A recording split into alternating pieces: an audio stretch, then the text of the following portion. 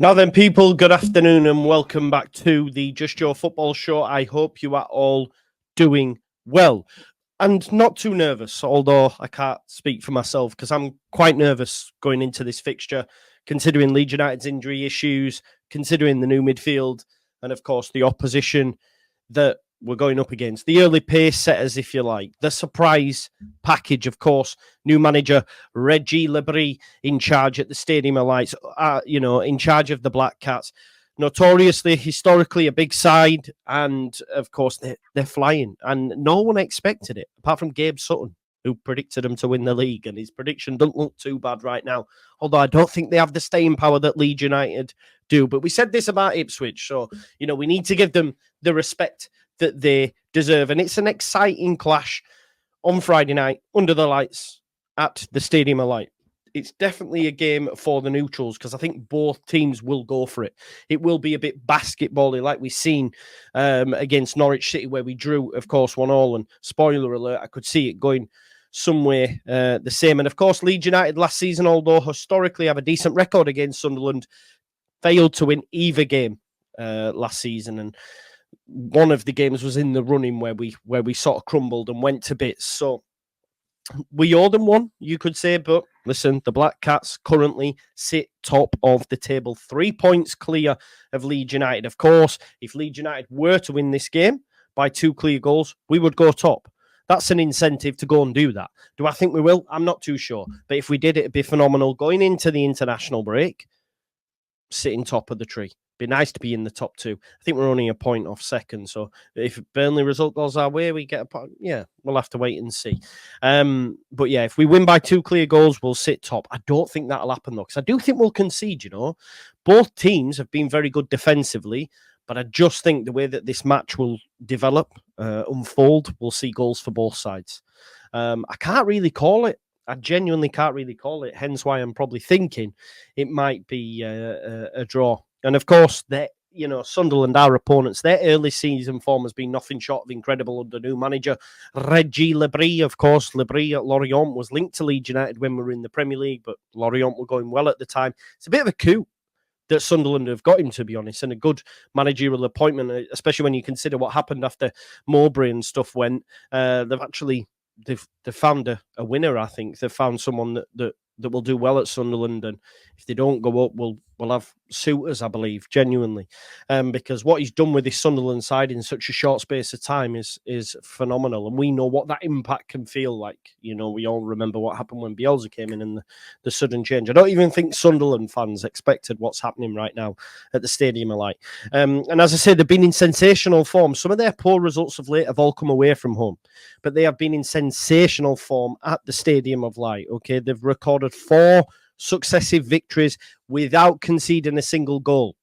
They are imperious, a bit like Leeds United, because we know Leeds United are unbeaten away from home and have only conceded 1 goal, and that came against Norwich midweek, and that was a penalty. So our actual non-penalty XG, in terms of creating chances that aren't penalties against us, is next to nothing. The best in the league. So if we had not conceded the pen, again, we'd have had another clean sheet, is the point I'm trying to make. So you've got 2 teams that are both imperious at the back. They're great at home and we're great away from home with the way that we set up. Now, of course, you have to put context on this because now we have a brand new midfield because our captain, Ethan Ampadu, is going to be out till the new year. And then we found out last night that Gruev's going to be out to 6 to 9 months. So that defensive solidity we did have has now gone, and we have a more attack-minded midfield. Of course, Tanaka can play in every phase of midfield, in the 10, in the 8, and in the 6.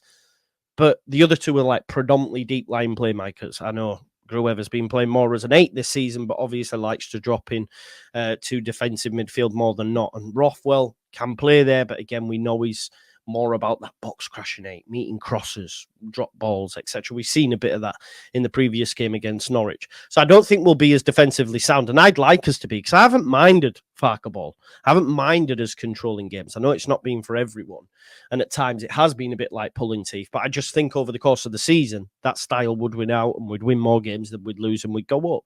Now, it'll be interesting to see, because obviously, after Norwich, this is the context. Ampadu missing, so we had a brand new midfield against Norwich. 20 minutes in, Gruev gets injured. We've got another brand new midfield. It's now Friday. Come back, rest day, Thursday. They probably had one training session. It's disappointing for Leeds because after the international break, Tanaka's going to have one training session again with Rothwell, so it's not ideal. So Sunderland might have got us at the right time. So yeah, look, conceded one goal away from home. They've conceded none at home. And look, Leeds are in decent form, regardless of what people say about the style, etc. We've lost only once in the league in 8 matches, all right? But Sunderland will probably back themselves to say, you know, we're in better form than you, especially at home. Sunderland hold the best attacking record in the league in terms of goals scored. Leeds aren't that far behind, of course, but this is where I believe that because both good at back, both good going forward, I think that the attackers will win out in this game. I don't see a shutout for either side. It'd be great for Leeds to go there and win by 2 clear goals, but I just can't see it because Sunderland have hit the target in every single game this season, and Leeds have scored in all but 1 of our last 6, and that would have been against Burnley, of course. So goals, you would imagine, will be in free flow. We'll definitely be in free flow on Friday, and I'm excited for that part of it. I have a nervous excitement because I'm nervous about what the result could be. And my concern is, obviously, if we were to lose this midfield and say it looks poor, and then we're like, oh my God, we're without Ampadu and Gruev, catastrophize. It's all over. Like already in the chat on previous streams, do you believe we're still going to go up just because of that? And of course, if it were last season, I'd probably say, no, we're screwed. But we have Tanaka, we have Rothwell. And of course, candidly, I've said in the past, Rothwell's rubbish, but that's because he's 4th choice now. Now he's 1st choice, he's in there. Nah, of course he's got more than enough, but he's just not as good as the others, in my opinion. Now, Sunderland will probably name an unchanged lineup. It's disappointing because Poveda came on in the last game against Derby and then got a muscle injury. It'd be nice to see him. Well, maybe it wouldn't have done. We know how that story goes, but yeah, he's not going to make it. So I think he'll go with an unchanged lineup. Leeds United, of course, we have our new midfield. So it's going to be interesting to see how that plays out. Everything else will remain unchanged. It's disappointing we don't have Solomon, James, these subs to call on, but I have enough faith in the team that he puts out that we can get a positive result. Now, when I say positive, doesn't necessarily mean a win. It wouldn't surprise me. This game could be like 2-2, and I'm all for it. Like it'd be good. It'd be a good spectacle. Of course, I'd rather Leeds win, but as long as we don't lose, I just don't want to lose. Like I think pick up points away from home, win your home games. You're nice, and you know we're playing a very good team right now in very good form. So point away at the Stadium of Light, where it'll be a raucous crowd, where it'll be 40,000 plus full Leeds allocation. It's a beauty. They're us and them are like the biggest supported clubs in the EFL. I think they're the only team that broke our record in League One, actually, for attendances. So they got that big stadium, right? That'll change soon when we get the 53.